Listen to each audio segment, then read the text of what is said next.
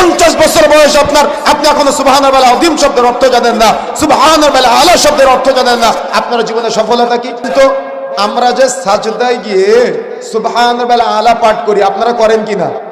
সুবহানাল আলা পাঠ করেন, আপনারা হাত উঠাবেন, আমি তার মধ্যে একজনকে জিজ্ঞাসা করব, এই সুবহানাল আলা শব্দের অর্থটা কয়জন জানেন?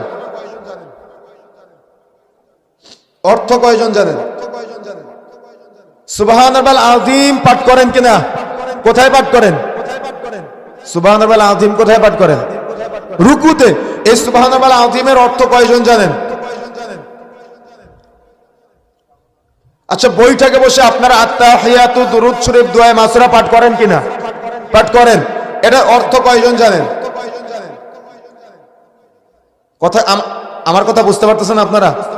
তাহলে দেখেন আমাদের লেভেল কোন পর্যায়ে আছি আমরা, অথচ 50 বছর বয়স, অথচ হুজুর একটা ফতোয়া বলে গেলে, মাসালা বলে গেলে, আলেম ওলামারা কোনো কথা বলে গেলে, সেই কথা যদি আপনার ব্যক্তিত্বের বিরুদ্ধে চলে যায়, চায়ের দোকানে বসে সমালোচনা করেন। 50 বছর বয়স আপনার, আপনি এখনো সুবহানাল আযীম শব্দের অর্থ জানেন না, সুবহানাল আলা শব্দের অর্থ জানেন না, আপনার জীবনে সফলতা কি? বলেন, জুমার দিন সভা শেষে মসজিদে যান কেন? মাহফিলে আপনাকে পাওয়া যায় না কেন?